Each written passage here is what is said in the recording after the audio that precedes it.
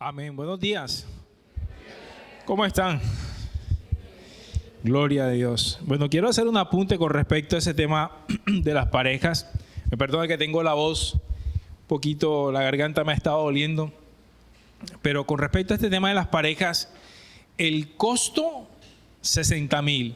El valor, incalculable. Y usted necesita entender que estos son los momentos, así como decía mi esposa ahorita, que una hamburguesa vale, y a veces una sola hamburguesa, dependiendo del restaurante donde te la comas, te vale 60,000. Y esto es algo que es para alimentar tu matrimonio. Y yo creo que estamos en los últimos tiempos. Y es tan necesario resguardar nuestras familias, nuestras parejas, porque créame, los hijos se van. Y nosotros que ya lo estamos viviendo, lo que nos queda es la pareja. Y para los que todavía no tienen pareja, oren para que el Señor y aún siembren en otras parejas, porque de eso se trata también, de poder ver cómo Dios va a traer cosecha a sus vidas. Amén. Padre, te damos gracias, Señor, bendecimos este tiempo. Gracias, Señor, por esta nueva serie. Declaramos en el nombre de Jesús que como nos has estado hablando durante todo este año, Señor, hay una revelación fresca que va a venir al corazón de cada uno de nosotros. Yo te pido, Señor, que seas propicio esta mañana y nos ayudes a entender qué significa tu gloria, Señor, en cada uno de nosotros. Esa gloria postrera, ¿qué significa, Señor?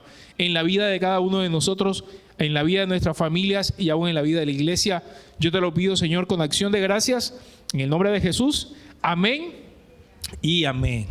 Ok, para ti quiero preguntarte qué significa la gloria postrera. Cuando tú escuchas la gloria postrera, para ti, ¿eso qué significa? No todos al tiempo. ¿Cómo? Abundancia. Algo nuevo. Muy bien, ¿qué más? ¿Qué crees tú que cuando la Biblia dice la gloria postrera será mayor que la primera? ¿A qué se estaba refiriendo el Señor? Nueva temporada. Muy bien. ¿Qué más? Que vendrá algo mejor. Que vendrá algo mejor. Excelente. ¿Qué más creen ustedes que significa? En tu propia vida, ¿qué significa? Personaliza lo que Dios te quiere hablar esta mañana. En tu propia vida, ¿qué significa que la gloria postrera de tu casa será mayor que la primera? ¿Qué crees tú que dice eso?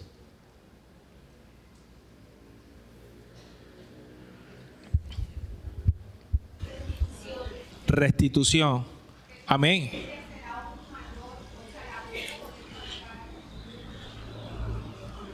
Que su presencia será mucho mayor. Me gusta eso que decía la pastora Luchi, que lo vamos a poder palpar. La percepción que vamos a tener será mayor. Y es lo que todos pensamos. De que cuando nos dicen que la gloria postrera será mayor que la primera, es porque la de antes ya va a quedar atrás, va a ser menor que la que vamos a experimentar ahora. Y que vamos a poder tener una percepción y vamos a poder gustar de una gloria mayor. Y aunque ese concepto está bien, el profeta Ageo no estaba hablando de eso. El profeta Ageo estaba hablando de otra cosa. Y es lo que quiero que nosotros podamos recibir como revelación esta mañana. Aunque eso también está bien. La gloria postrera de nuestras casas será mayor que la primera. Pero ahora vas a entender por qué.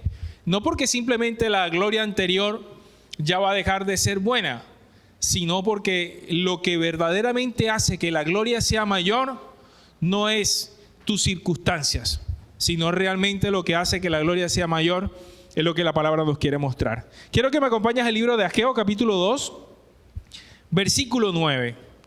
Ageo capítulo 2, versículo 9.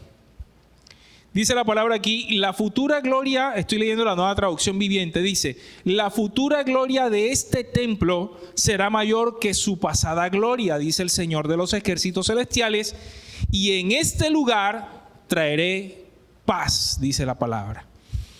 Yo, el Señor de los ejércitos celestiales, he hablado. Como diciendo, estoy colocándole un sello de garantía de que yo he dicho esto y si Dios lo dijo, Dios lo va a hacer. En la versión Reina Valera dice, la gloria postrera de esta casa será mayor que la primera.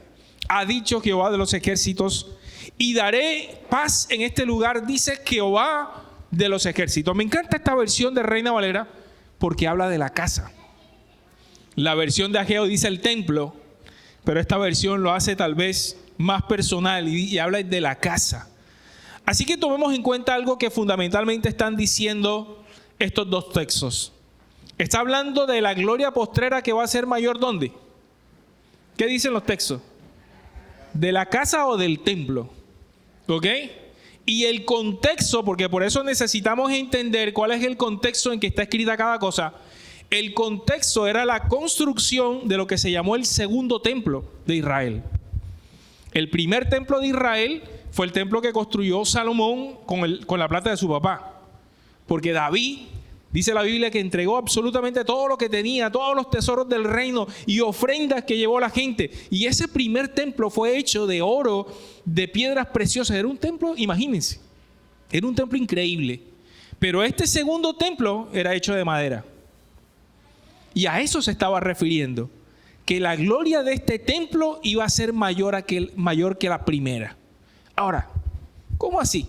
Si este era de oro, de piedras preciosas y este de madera.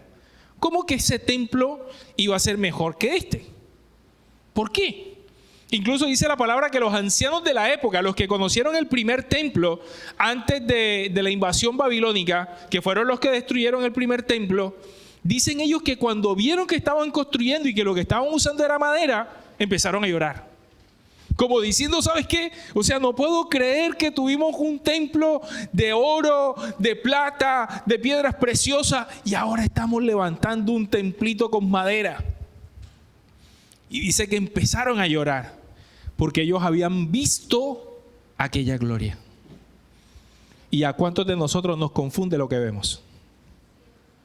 ¿A cuántos de nosotros cuando hemos visto, miramos hacia el pasado y vemos de repente, pero es que yo antes, es que yo veía, es que yo tenía, es que yo era? Y aún te dan ganas de llorar cuando ves eso. Y de pronto en estos días yo estaba teniendo una conversación con mi esposa y ella me decía, mirando hacia atrás, todo lo que nosotros hemos vivido. Vamos a cumplir 33 años de matrimonio este 1 de septiembre. O sea, es toda una vida. Y veíamos que tantas cosas habíamos vivido, pero cuántas cosas nos faltaban por vivir y anhelos que hay en el corazón todavía no cumplidos de parte de Dios. Y nosotros vemos hacia atrás, incluso hay adagios populares que dicen que todo tiempo pasado fue mejor. ¿Ustedes qué creen de eso? Pero la Biblia está diciendo otra cosa. Insisto, lo que vemos nos confunde y sobre todo si lo que circunstancialmente estamos viviendo es difícil. Porque entonces que empezamos a pensar ¿cómo si es que yo voy a tener una mayor gloria si lo que estoy viendo ahora es tal vez ruina o tal vez destrucción o tal vez estás viendo cosas negativas en tu vida? Pero quiero decirte una vez más, eso responde básicamente a lo circunstancial, a lo que vemos. Y cuando tú vas al libro de Juan, capítulo 20, versículo 29, dice la palabra que bienaventurados los que creyeron sin ver. Y ese es el verdadero concepto de la fe. Porque para que verdaderamente se pueda verificar que en tu vida una fe genuina es cuando tú realmente crees, no por lo que estás viendo, sino crees por lo que Dios te está diciendo. Yo pensé que iba a decir amén. Señor, ¿dónde está la fe? Esa es la verdadera fe. Cuando efectivamente tú empiezas a creerle a Dios como un niño. Y cuando tú le crees a Dios como un niño, ¿sabes qué? Ahí es cuando tú vas a empezar a ver una gloria mayor de lo que tú te imaginabas. Pero cuando nosotros necesitamos ver, lo que vemos nos confunde. Porque muchas veces el camino que nos va a llevar al propósito de Dios es un camino empedrado. Es un camino que te va a llevar con subidas y bajadas. Eso es lo que se llama la perspectiva profética. Cuando tú ves en la perspectiva profética, los estudiosos de la Biblia dicen que es como si estuvieras viendo dos cimas de montañas. Estás en esta montaña y ves la cima de la otra montaña. La gloria que tenemos es esta, la que vamos a tener, aquella que estamos viendo en la montaña. Pero entre las dos montañas hay un valle. Y hay circunstancias y hay procesos. Y hay Niágara en bicicleta en algunas ocasiones. Y hay muchos aspectos que vamos a tener que vivir para que nuestra fe sea fortalecida y podamos vivir esa verdadera gloria que Dios tiene para nosotros.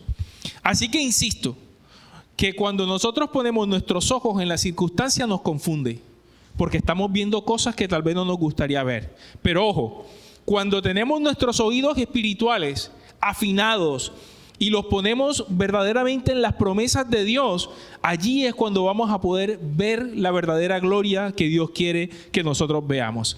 Así que miremos de qué se trata de esto. Quiero que me acompañes a Lucas, capítulo 2, versículo 25. Vamos a leer hasta el 32. Lucas, capítulo 2, versículo 25 al 32. Dice aquí la palabra: en ese tiempo había en Jerusalén un hombre llamado Simeón. Era justo y devoto y esperaba con anhelo que llegara el Mesías y rescatara a Israel. El Espíritu Santo estaba sobre él y le había revelado que no moriría sin antes ver al Mesías, el Señor.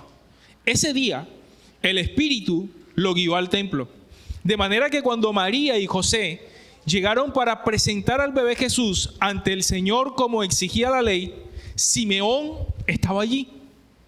Y cuando lo vio, tomó al niño en sus brazos y alabó a Dios diciendo: Señor soberano, permíteme ahora que tu siervo muera en paz como prometiste. He visto tu salvación. ¿Qué fue lo que vio a él? He visto tu salvación, la que preparaste para ¿quiénes?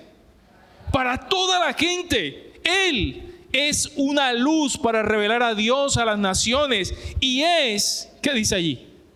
Es la gloria de tu pueblo Israel. Amén. ¿Entiendes ahora quién es la gloria postrera? Ese día se estaba cumpliendo que en ese templo, que muchos años después de haberse construido ese templo, entonces cuando trajeron al niño, quiero pedirle, ven acá hija, ven, ¿dónde está tu esposo? ¿Dónde se metió el esposo de ella? Pastor Elías, ven, tú tienes cara de Simeón.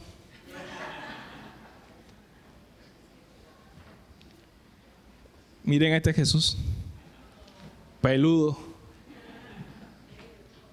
Bueno, aquí está María, no está José, no sé dónde está. Ah, ya está José, venga José.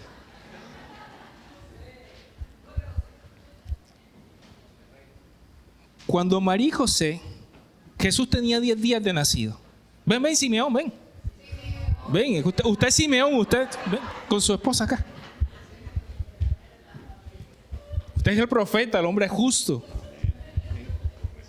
¿Ah? Cuando el bebé tenía 10 días de nacido, la Biblia dice que conforme a lo que decía la ley, tenía que ser presentado en el templo. Así que ellos llevaron a Jesús. Y ese día Dios le había dicho a Simeón, que era un hombre justo, el Espíritu Santo estaba sobre él. Y dice la palabra que le había dicho que no le daría descanso, que no moriría sin antes ver al Mesías. Y ese día, cuando María y José entraron, imagínense la escena, ellos entran con el bebé y Simeón, guiado por el Espíritu, fue ese día al templo y estaba allí esperando. Y cuando ve entrar al bebé, yo me imagino que el Espíritu Santo le dijo: ese es el Mesías. O sea, yo quiero que entiendas esto, porque no era Jesús haciendo milagros, era un bebé que los papás estaban trayendo. Jesús, cuando era bebé, me imagino que se veía como un bebé. O sea, no había nada, no había una aureola, no había nada especial en él. Pero él era Jesús, el Mesías. Y cuando él entra al templo, Simeón, que está allí, salta de alegría. Salta de alegría. Mentira, mentira. Y dice la palabra: quiero que cargues al bebé. Y dice la palabra: ¿se lo permiten cargar? Es que está dormido, Dios mío, perdónanos. Él carga al bebé. Y entonces en ese momento es cuando se cumple lo que Ageo había predicho por allá como 400 años y más antes. Le dijo que la gloria postrera de la casa, esa casa, de ese templo de madera, sería mayor que la primera. ¿Por qué? Porque Jesús iba a caminar en ese templo. Esa era la razón. porque Jesús iba a caminar en ese templo. Y dice la palabra aquí, y quiero volver al texto, dice la palabra, Simeón estaba allí, tomó al niño en sus brazos y alabó a Dios diciendo: Señor soberano, permíteme ahora que tu siervo muera en paz como prometiste. No te vayas a morir todavía. He visto tu salvación. Él no dijo, he visto la salvación. He visto tu salvación. O sea que la salvación no es una condición. La salvación es una persona. Y se llama Jesús. He visto tu salvación, la que preparaste para toda la gente. Él es una luz. Escucha eso, una luz para revelar a Dios a las naciones. Y es la gloria de tu pueblo Israel. Anota esas dos palabras. Él es la luz y Él es la gloria. Amén. Y declaramos en el nombre de Jesús que este niño también es la luz y es la gloria de su familia. Y que sobre él también reposa el Espíritu Santo de Dios. Y que cuando crezca será llamado también para traer libertad a muchos en el nombre poderoso de Cristo Jesús. Amén y amén. Gracias, mis amados. Dale un aplauso al Rey esta mañana. No, a ti no. Qué lindo. Ese día se cumplió la profecía. He visto tu salvación. La salvación, queda claro que la salvación no es una condición, la salvación es una persona. Y ahora, adivina dónde vive esa persona. Esa persona vive en ti y vive en mí. Esa persona es la que está dentro de tu corazón. O sea, esa misma luz y esa misma gloria habita en ti. Esa luz para testimonio a las naciones y esa gloria para el pueblo, para tu familia, para tu casa, para tu propia vida, habita dentro de ti. Y necesitamos entender eso. Amén. Porque ahora, cuando empezamos a comprender cuál es la razón por la cual en tu vida la gloria postrera será mayor que la primera, es porque estás entendiendo que en ti vive Jesús. Ahora te pregunto, si tú miras tu vida ahora y la vida de tu pasado, ¿cuál vida es más gloriosa? ¿La de ahora o la de antes? Si comprendes ahora que lo que antes viviste, aunque pudiste haber tenido o hecho o lo que sea, sin Cristo no es lo mismo que lo que tienes ahora. Porque la palabra dice que Jesús lo llena todo en todo. Jesús es la gloria misma del Padre. Quiero citar otro texto también que está en el libro de Hebreos, en el capítulo 1, versículo 3, dice: el Hijo irradia la gloria de Dios y expresa el carácter mismo de Dios y sostiene todo con el gran poder de su palabra. Después de habernos limpiado de nuestros pecados, se sentó en el lugar de honor a la derecha de la majestad de Dios en el cielo. Ese Dios que lo llena todo en todo, vive dentro de ti. Amén. Vive dentro de ti. Pero bueno, ese era Jesús cuando estaba pequeño. Y Jesús muchas veces que enseñó en ese templo. Así que imagínate el desarrollo de lo que nosotros íbamos a poder experimentar muchos años después, miles de años después nosotros, que vive Jesús en nuestro corazón. Pero en ese entonces, ellos también tuvieron una tremenda probada. Porque si algo yo le envidio a esa gente de esa época, es que caminó con Jesús. Es que lo vio haciendo milagros. Vio cumpliendo las promesas que los profetas habían dicho allí con Él. Caminaban con Él, comían con Él. O sea, tuvo que haber sido increíble. Y en Mateo, en el capítulo 21 del libro de Mateo, aparece entonces esta porción donde Jesús, ahora ya adulto, ya en la época en que era reconocido por todo el mundo, estaba haciendo milagros, estaba realmente cumpliendo esta profecía de la gloria postrera que sería mucho mayor, una gloria que iba a traer paz, una gloria que iba a traer una renovación en cada uno de los que la vivían. Y el contexto de este texto de Mateo 21 es que Jesús hace su entrada triunfal a Jerusalén. ¿Se acuerdan que Jesús entró a Jerusalén? Y por eso tenemos en la iglesia tradicional católica el Domingo de Ramos. La gente dice la Biblia, si tú lees el contexto, que la gente tiraba ramos de palma en el piso para hacer una... Y más, tiraban prendas también de vestir. tiraban cosas para que él pudiera caminar. Y entró en un pollino, dice la palabra, que todo el mundo estaba recibiendo al Rey de Gloria, al Mesías, y todo el mundo lo proclamaba. Ahorita lo decía Jimmy, Hosana, Hosana. Ellos estaban esperando que ahora entre el caudillo que va a liberar al pueblo de Israel. Y la razón por la cual eso cambió en solo días fue porque él no entró como ellos esperaban. Él no entró de pronto poniendo en cintura al imperio que en esa época estaba teniendo su poder sobre la nación de Israel, que era Roma, sino que él entró como un siervo. Y dice la palabra que se entregó a sí mismo. Pero no obstante, la escena que vamos a ver en este momento es esa cara de Jesús que todos quisiéramos ver. Mateo capítulo 21, versículo 12 dice: Jesús entró en el templo y comenzó a echar a todos los que cobraban y vendían animales para el sacrificio. Volcó las mesas de los cambistas y las sillas de los que vendían palomas. Imagínate, Jesús entró y estaban las mesas, los cambistas que estaban allí. ¿Qué hacían los cambistas? Ellos cambiaban dinero por palomas, porque en esa época se tenía que presentar como sacrificio en el altar lo que se llamaba la ofrenda quemada. O se presentaba un cordero, que eso era para los ricos, para los que podían comprar un cordero, y los que no tenían tanto dinero compraban unas palomitas. Pero estaban haciendo era un negocio.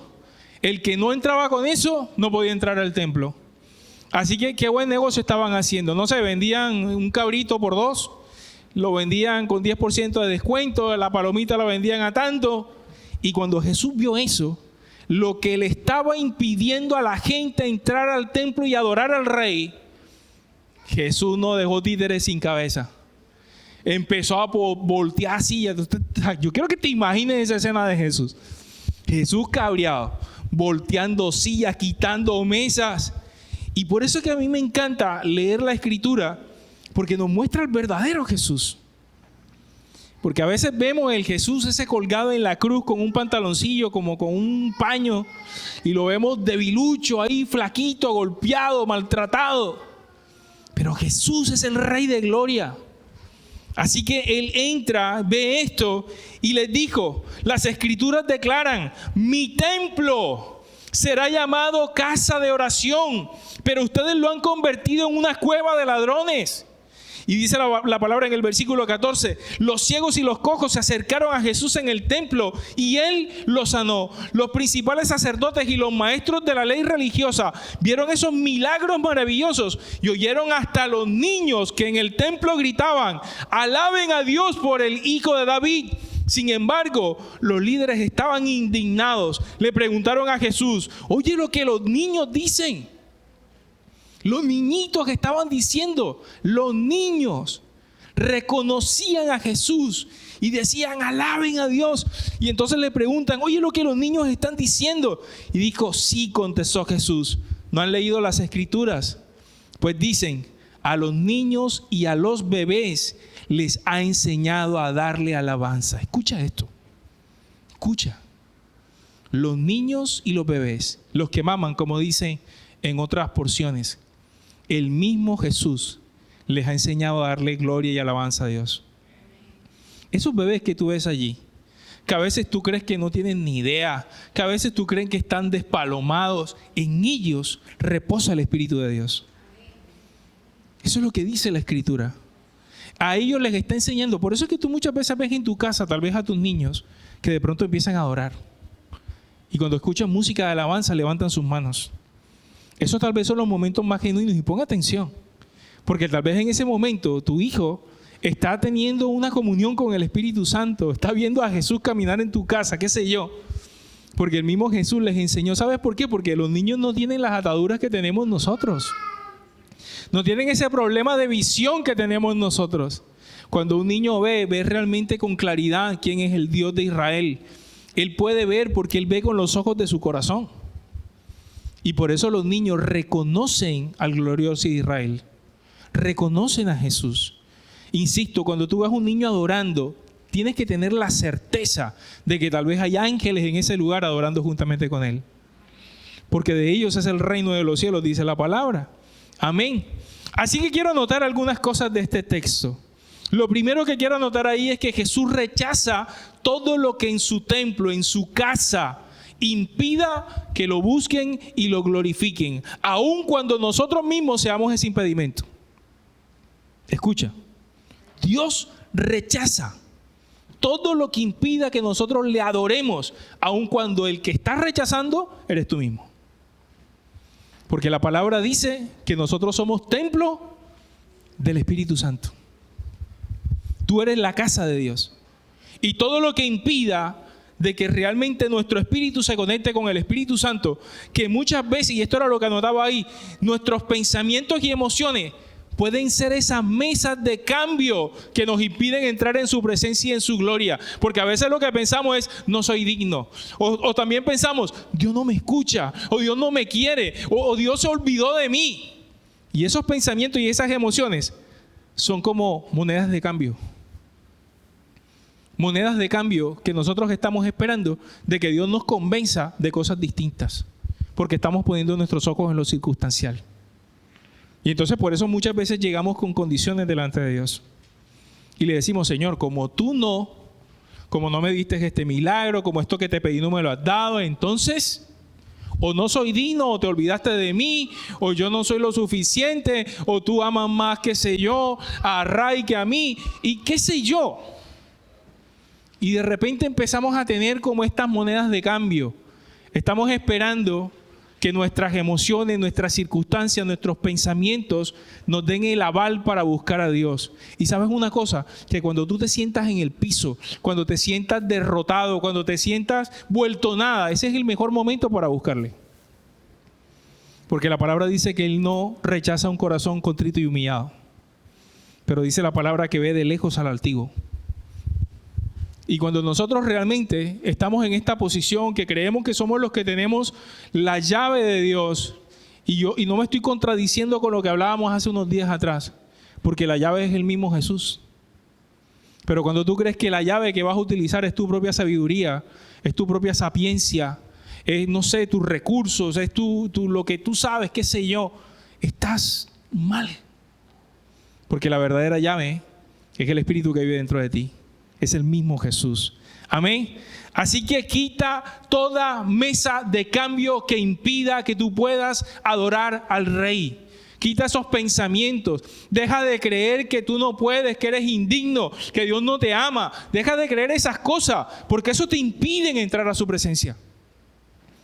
Y eso hace que tú no puedas verdaderamente experimentar esa nueva gloria. Lo segundo que quiero anotar del texto es que Él dice: convirtieron mi casa en cueva de ladrones. Y dice, su casa será llamada, ¿casa de qué? De oración. Ojo, casa de oración, repite eso conmigo. Mi casa será llamada casa de oración. Hey, yo quiero que en verdad te conectes con mi fe esta mañana. Y repite eso conmigo.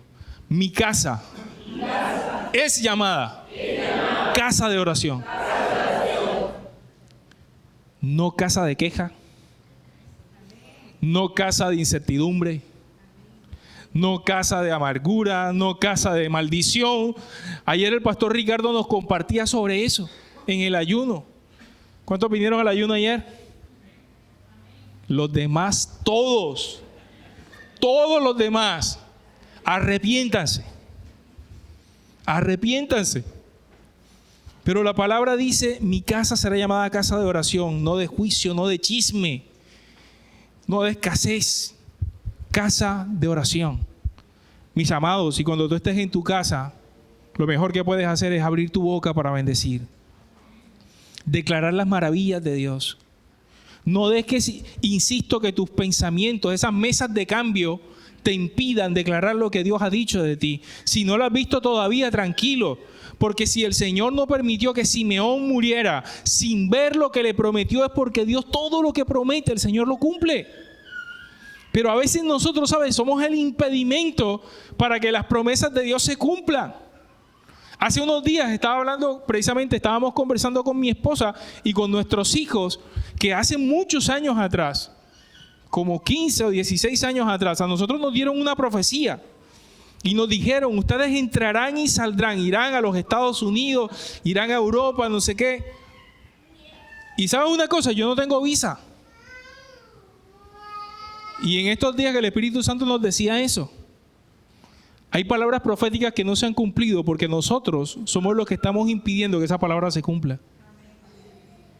Porque cuando nosotros caminamos en las promesas de Dios, si Dios te dijo algo, camina en esa promesa. No importa tu circunstancia, porque a veces pensamos, pero yo no tengo plata, pero yo qué voy a hacer por allá. No, prepara la tierra. La lluvia la va a enviar Dios, pero tú tienes que preparar la tierra. ¿Cómo? De pronto no estás viendo la nube, de pronto no estás viendo que hay el dinero, pero cuando tú das el primer paso, saca la cita y Dios provee. A mí me ha pasado un montón de veces eso, de que hay cosas que yo no tengo y de pronto doy un paso de obediencia y veo cómo Dios levanta a alguien, Dios me envía un trabajo nuevo, Dios hace cualquier cosa y bendice, porque ese es el Dios que nosotros tenemos cuando nosotros le creemos al Señor. Así que tu casa sea una casa de oración, una casa de bendición, una casa donde realmente nos reunamos y podamos declarar las maravillas de Dios en nuestras vidas. Amén. Lo tercero que quiero anotar allí, dice la palabra entonces que le llevaban los cojos, le llevaban los que estaban enfermos, y ahorita que cantábamos esa canción declarando que la enfermedad se va, dice la palabra allí que se vuelve un lugar de milagros, de sanidades, porque los que estaban cojos, los que estaban enfermos fueron sanados. Mira el contraste. Jesús llegó pateando mesas, sacó a los cambistas, sacó a los que estaban interesados, pero a aquellos que tenían sed de Él, les provocó un milagro. Aquellos que estaban con necesidad, me imagino los que estaban cojos, los ciegos, los paralíticos, los que tenían cualquier necesidad, ellos fueron corriendo delante de Dios y la palabra dice que los sanó. Entonces la pregunta es, ¿somos de los cambistas o somos de los que tenemos sed y hambre de Dios? ¿Qué estás esperando de Dios? ¿Una reprensión o estás esperando sus bendiciones y sus milagros? Pero eso requiere fe y requiere que nosotros verdaderamente levantemos nuestra fe. También dice allí que era un lugar donde los niños lo alababan y lo glorificaban. Era un lugar donde los niños reconocían su gloria porque fueron enseñados, como les decía hace un rato, a alabar a Dios. Y quiero que lo entiendas, en tu casa, si tú tienes niños pequeños, ponlos a ellos a que oren. Ponlos a ellos a que declaren palabra. Deja que de la boca de ellos salga bendición. Deja que tus hijos, no importa las palabras que utilicen, pero dile, papi, ora por lo que necesites y déjalos que de ellos brote el río de agua viva, porque ellos tienen un corazón puro y eso es algo que nosotros tenemos que creer. Amén. Entonces hay que entender que esta luz y esta gloria vive dentro de nosotros, que no es una condición, insisto, que es una persona. Es entender de que ese poder está en este momento habitando en nosotros para que lo podamos usar. En 1 Corintios capítulo 6, versículos 19 y 20 dice, ¿no se dan cuenta de que su cuerpo es el templo del Espíritu Santo, quien vive en ustedes y le fue dado por Dios? Ustedes no se pertenecen a sí mismos, porque Dios los compró con un precio. Por lo tanto, honren a Dios con su cuerpo. Honren el hecho de que Dios vive en nuestros corazones. Y la palabra en Gálatas capítulo 4, versículo 6 dice, y debido a que somos sus hijos, Dios envió al Espíritu de su Hijo a nuestro corazón, el cual nos impulsa a exclamar, Abba, Padre. Amén. Así que ahora podemos comprender que en cada una de nuestras vidas, en tu vida, en la mía, la gloria postrera es mayor que la primera, porque Jesús está habitando en nuestros corazones. Porque la promesa de Él es que nosotros iríamos de gloria en gloria. ¿Y eso qué significa? Que el Señor va perfeccionando la gloria que Él ha puesto en nosotros. Porque el carácter de Cristo empieza a transformar nuestras vidas. Y en la medida en que nosotros somos transformados, y escucha esa palabra, transformación. En la medida en que tú y yo somos transformados, subimos un nuevo nivel de gloria. Por eso es que en Dios vamos de gloria en gloria. En Dios no vamos para atrás. Aunque las circunstancias te puedan decir lo contrario, en Dios tú vas madurando, vas adquiriendo sabiduría, en Dios vas adquiriendo experticia en su palabra, en su presencia, y aprendes a caminar confiadamente con Él. Y yo creo que todos los que estamos aquí tenemos testimonios de lo que Dios ha hecho en nuestras vidas.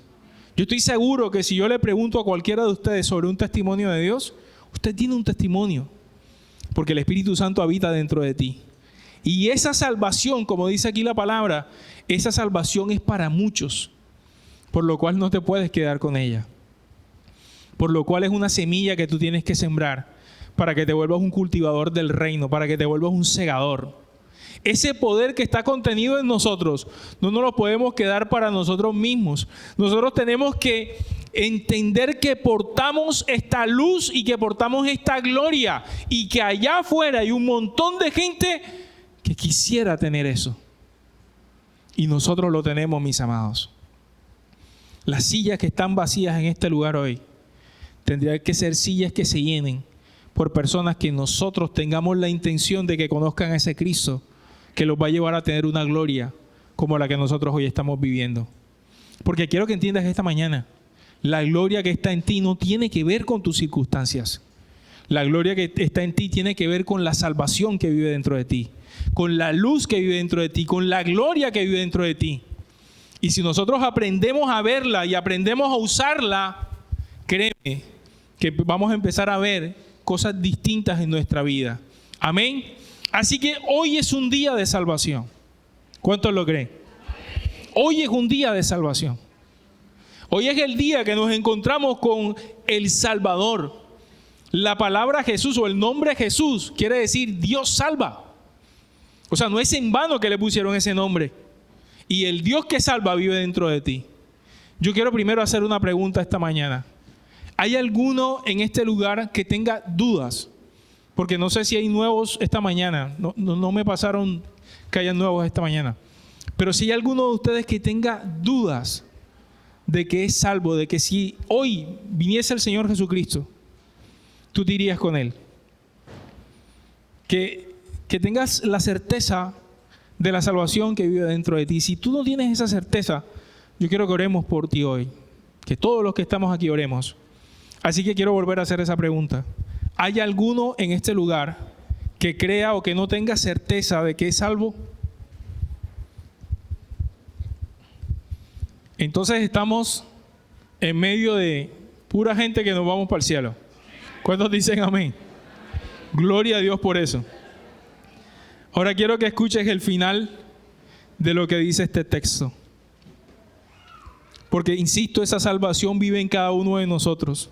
Amén. Y los que no han recibido a Jesús necesitan de esta salvación, voy a volver a insistir, y esa salvación vive dentro de ti. Amén. Mateo capítulo 21. Y con esto termino. Y quiero pedirle a los de la alabanza que venga. Mateo capítulo 21. Dice la palabra en el versículo 21. Ahí en el versículo 21, más adelante, dice la palabra.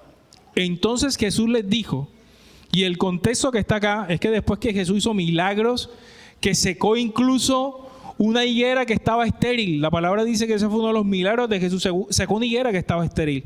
Y yo pensaba en mi corazón, aún necesitamos fe para secar las raíces de esterilidad que hay en nuestras vidas. Amén. Necesitamos usar nuestra fe para secar esas raíces de esterilidad, esas raíces de amargura que podemos tener. Cuando estés orando, y tal vez estés orando por ti, por tu cuerpo, por tu mente, por tus emociones, declara en el nombre de Jesús que toda raíz estéril que esté en tu vida es quemada, es secada en el nombre de Jesús. Ya sea de enfermedad o sea una raíz emocional, de depresión, de ansiedad, de lo que sea. Pero decláralo por el poder de la palabra. Entonces dice la palabra acá, entonces Jesús les dijo, versículo 21, les digo la verdad, si tienen fe y no dudan, pueden hacer cosas mayores como esa y mucho más. Hasta pueden decirle a esta montaña, levántate y échate al mar. ¿Y qué dice ahí? Y sucederá. Ustedes pueden orar por cualquier cosa y si tienen fe, ¿qué dice ahí? La recibirán. Pueden orar, pero orar con fe, entendiendo quién es el que habita dentro de nosotros. No vamos a poder experimentar una gloria postrera mayor si no creemos que la luz y esa gloria vive en nosotros. Y que así como dice la palabra, si le creemos al Señor, en vez de creerle a las circunstancias y al mundo y oramos, esas sanidades que Jesús hizo, las liberaciones y toda la transformación que Jesús provocó, nosotros también lo vamos a poder hacer. Y mayormente, dice la palabra, mayores cosas haremos nosotros. Pero tenemos que creerlo. Porque los enfermos no se están sanando porque no estamos imponiendo manos sobre los enfermos. Y yo le decía, Señor, danos la valentía y el arrojo para orar. ¿Sabes que yo cuando he tenido o he estado en sepelios, siempre el pensamiento que viene a mi mente, Señor, y si yo oro por esta persona, ¿será que se levanta? ¿Y sabes qué es lo que me impide hacerlo? Pasar pena. O sea, ¿qué tal uno diciendo, voy a orar por esta, que se levante, y de pronto no pase nada? Y yo digo, qué pena va a pasar uno ahí, y la gente ahí con su dolor y no sé qué, mesa de cambistas. Mesa de cambistas. Mis pensamientos. Porque finalmente, si Dios levanta a esa persona, no seré yo, será Él. Si tú oras por un enfermo y se sana, no eres tú, es el Espíritu Santo. Si tú oras por la transformación de alguien y se transforma, no eres tú, es el que vive dentro de ti. Pero mientras tengamos estos pensamientos de cambistas, tendremos siempre un argumento para decir, no, mejor no lo hago. No quiero pasar pena, no quiero tal cosa, pero no, el Señor nos está diciendo, hey, arrójense. Si creemos, haremos cosas mayores. Y de verdad, necesitamos entenderlo de esa manera, para que podamos ver esa gloria que estamos portando, manifestándose de manera poderosa en cada uno de nosotros. Y quiero hacer este comentario final. ¿Sabes lo que significa el nombre Simeón? El nombre Simeón quiere decir Dios ha escuchado. Dios ha escuchado. Y puede ser que nosotros no escuchemos muy bien, pero Él sí. Él sí escucha. Y Él ha escuchado cualquiera de las oraciones y de las peticiones que algún día tú le has hecho. No han caído en saco roto las cosas que tú le has pedido a Dios alguna vez. Dios es tan maravilloso que el Señor inclina su oído para escuchar a sus hijos. De pronto tú no has visto el cumplimiento de su promesa, pero quiero decirte que si crees lo verás. No sé cuántos años tenía Simeón. Dice la palabra que incluso cuando vio a Jesús le dijo, Señor, ok, ya llévame. O sea, ya cumplí todo lo que necesitaba ver. Es decir, ya él estaba viejo seguramente. Y de repente, mis amados, habrán promesas que las veremos cuando estemos viejos. Pero las veremos. Las veremos. Cuando Dios le dijo a Moisés que Él conduciría al pueblo de Israel a la tierra prometida. Y de pronto, a una cuadra de la tierra prometida, se lo lleva para un monte y le dice, por cuanto tú no me obedeciste, entonces no vas a poder entrar a la tierra prometida. Y le muestra desde la montaña, le muestra, mira, todo eso que tú ves ahí es la tierra prometida. Yo me puse a pensar, Dios mío, pobrecito Moisés, 40 años aguantándose a más de 2 millones de gente, quejándose, molestando. Oye, o sea, es que este man no se volvió loco de cosa. Porque usted sabe por qué fue que no entró a la tierra prometida. Porque cuando el Señor le dijo, cuando el pueblo estaba molestando porque tenían sed, el Señor le dijo, ve y háblale a la roca para que saliera agua. Pero él estaba de luto, su hermana acababa de morir. El pueblo estaba molestando, estaban fregando. Y a veces realmente yo digo, Señor, tú, hay momentos que no tienes paciencia, porque a veces nosotros en vez de tener fe y orar como es, nos estamos quejando y estamos fregando. Así que cuando estés orando delante de Dios, haz una distinción entre las oraciones que son oraciones de fe y oraciones que son gadejo. De verdad. Porque en vez de hablar bendición, estamos hablando maldición. Y él me imagino que estaba hasta acá. ¿Y sabe qué hizo? Llegó y donde estaba la roca, en vez de hablarle, le metió 2 palazos a la roca. Y finalmente brotó agua. Porque no era él el que le estaba dando de beber al pueblo. Era Dios. No importaba el carácter de Moisés, pero ese detallito, y tú dirás, caray, que Dios, ese detallito no le permitió entrar a la tierra prometida. Pero espérate ahí. Cuando tú lees en los evangelios, el monte de la transfiguración estaba en la tierra prometida, estaba en Israel. ¿Y a quiénes viste tú en el monte de la transfiguración? A Elías y a Moisés. Dios nunca deja de cumplir sus promesas. Y habían pasado cientos de años. Moisés había muerto. Pero como Dios es Dios, lo trajo allí en persona, lo resucitó y lo puso en el monte de la transfiguración, como diciendo, te estoy cumpliendo la promesa. Mis promesas nunca caen en tierra. Yo siempre cumplo lo que digo. Tus oraciones siempre van a ser cumplidas delante del Señor, porque Dios escucha. Y si nos devolvemos al libro de Ageo, en el capítulo 2, verso 9, al final de esa porción, dice que el Señor traería paz. Y lo sella. Está hablando el Señor de los ejércitos. ¿Sabes qué quiere Dios? Que vivamos en paz. Y el shalom de Dios no es la paz como la que tú y yo conocemos. El shalom de Dios, esa palabra shalom es abundancia, plenitud. Dios quiere, mi amor, Dios quiere que tus sueños se cumplan. Que lo que Él te ha prometido, tú lo puedas ver. Y quiero que lo sepas, iglesia, que todo lo que Dios te ha prometido, Él lo va a cumplir. Ese es el maravilloso Dios que tenemos. Quiero que te pongas en pie esta mañana. Vamos a orar.